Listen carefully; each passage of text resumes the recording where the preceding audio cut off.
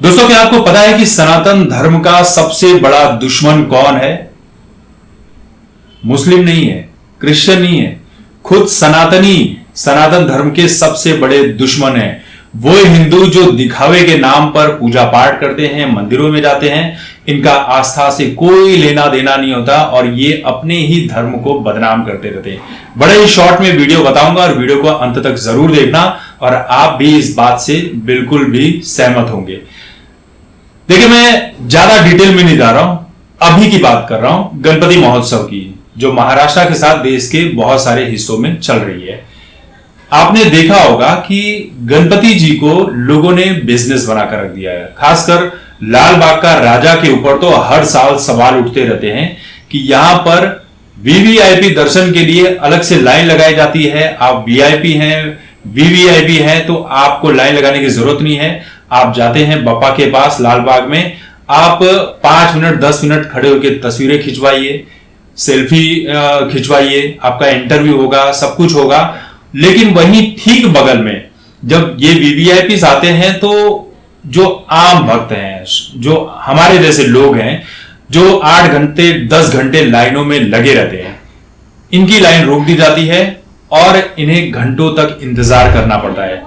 और घंटों तक इंतजार करने के चक्कर में इनको बहुत सारी परेशानियों का सामना करना पड़ता है। और उसके बाद जब दर्शन करने की बारी भी आती है तो कभी इनके बाल पकड़कर खींचा जाता है, कभी इन्हें धक्के मारा जाता है, विरोध करने पर इनके साथ झगड़े किए जाते हैं, गाली गलौज की जाती है, बदतमीजियां की जाती हैं। और देखिए, ये भीड़ जानबूझकर भी यहां पर 8-8 10 घंटे लगवाने का काम किया जाता है। हालांकि लगनी नहीं चाहिए, कोई बहुत बड़ी बात नहीं है, लेकिन लगाया इसलिए ही जाता है ताकि लाल बाग के राजा का जो जलवा है वो कम ना हो। पूरी तरह से बिजनेस हब है लाल बाग का राजा। दूसरी तरफ वही लाल बाग के राजा जो लाल बाग में है वही पूरी दुनिया में है, आपके घर पर भी है। लेकिन पता नहीं क्या ये बिजनेस स्ट्रेटेजी, क्या पीआर कर दिया गया कि सब लाल बाग के राजा के पीछे ही पागल रहते हैं। दूसरी तरफ आप देखेंगे कि बहुत सारे ऐसे लोग हैं जो गणपति अपने घर पर भी लेकर ही इसलिए आते हैं ताकि वो दिखा सके कि हमारे घर पर भी गणपति आई है, हम गणपति लेकर आए हैं, सेल्फी लेने के लिए, वीडियो लेने के लिए, सोसाइटी मोहल्ले में माहौल बनाने के लिए। लेकिन आप विसर्जन के टाइम पर क्या देखते हो?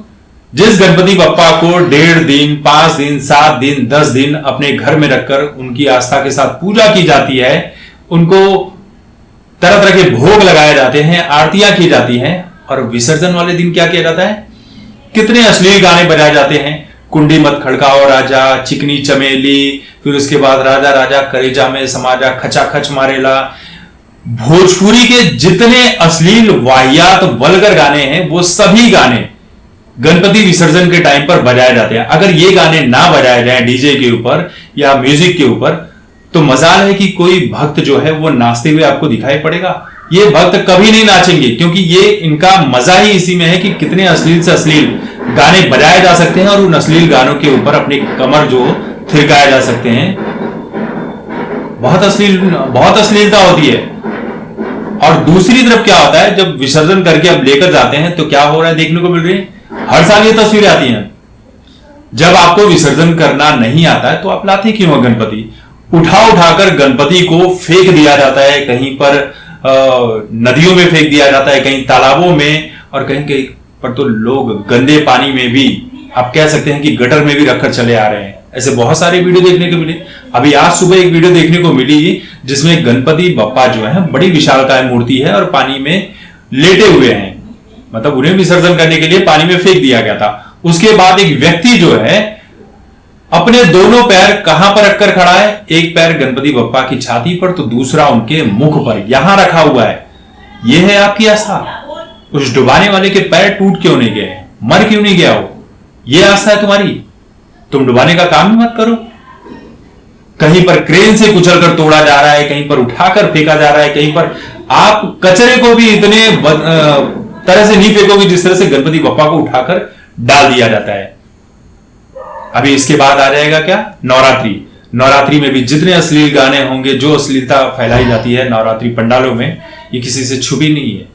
हर जगह अश्लीलता का चोला पहन लिया है सनातन धर्म के लोगों ने, नकली सनातनियों ने, और इन्हीं की वजह से पूरा सनातन धर्म बदनाम होता है। और गलती से अगर कोई मुस्लिम व्यक्ति कुछ सोशल मीडिया पर लिख दे या बोल दे तो फिर तो मारपीट हो जाती है, तरह तरह के केस हो जाते हैं। लेकिन इन सनातनियों के ऊपर कौन एक्शन लेगा, कौन केस करेगा, जो इतनी बदतमीजियां करते हैं, अश्लील गाने बजाते हैं। आप गणपति पंडालों में चले जाइए, वहां पर क्या गेम खेला जाता, हौजी का जुए वाला गेम खेला जाता है।